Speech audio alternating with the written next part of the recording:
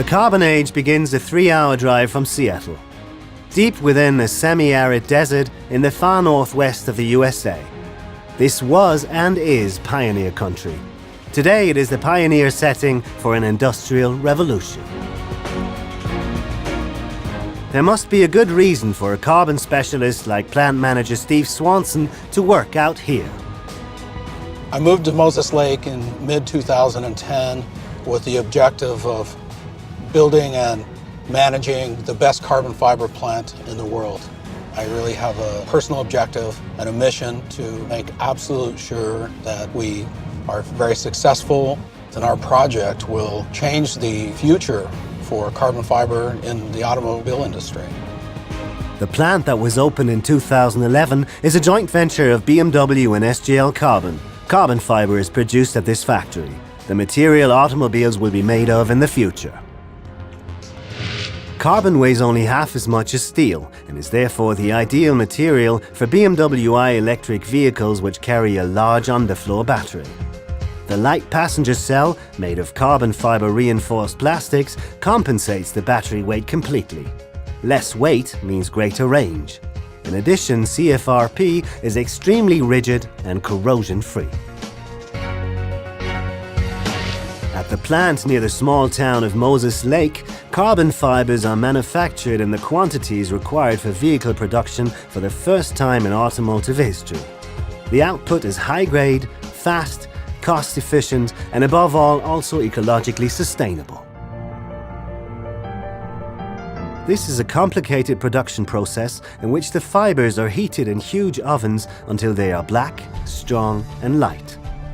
The huge furnaces reach temperatures of up to 1,400 degrees Celsius.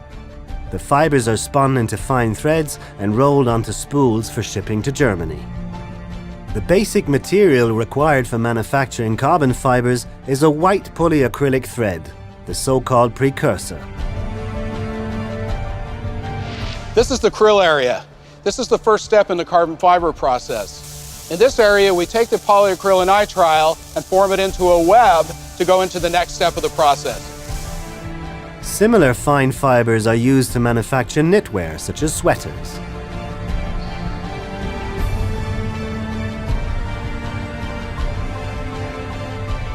In the next section, the now splayed and stretched polyacrylic strands pass through 4 oxidation ovens. The next step in the process is oxidation. The oxidation process stabilizes and oxidizes the material in preparation for carbonization. At temperatures exceeding 200 degrees Celsius, the fibers slowly begin to change their composition and their color. They are transformed from white to gold, to copper, to brown, to black. This process takes 1.5 hours, the details of which are confidential. We have a very defined process recipe with time, temperature, and speed that produces a very high quality carbon fiber. After passing through the 4 large oxidation ovens, the fibers are carbonized within a very short time inside 2 furnaces at temperatures reaching 1,400 degrees Celsius. The next step in the process is carbonization. We have the low temp and the high temperature furnaces. This process provides the strength to the material. The oxidation and carbonization process at these high temperatures requires large amounts of energy. 50 of the total of 80 employees supervise the immense production facility. Right from the beginning, the aim of the BMW i project was to design the entire value-added chain in a sustainable way. For this reason, the large amounts of electricity supplied to the carbon fiber plant had to be from 100% renewable sources. The solution was to use environmentally friendly hydropower. This requirement was perfectly fulfilled by the Moses Lake site. The Columbia River, located at the foot of the Cascade Mountains, holds enough water to supply more than 400 dams. This is a fantastic place. 3 years ago, a site selection committee searched the globe for the location of our new site. We chose Moses Lake for various reasons: the exceptional workforce, land availability, and of course the main reason, the hydropower.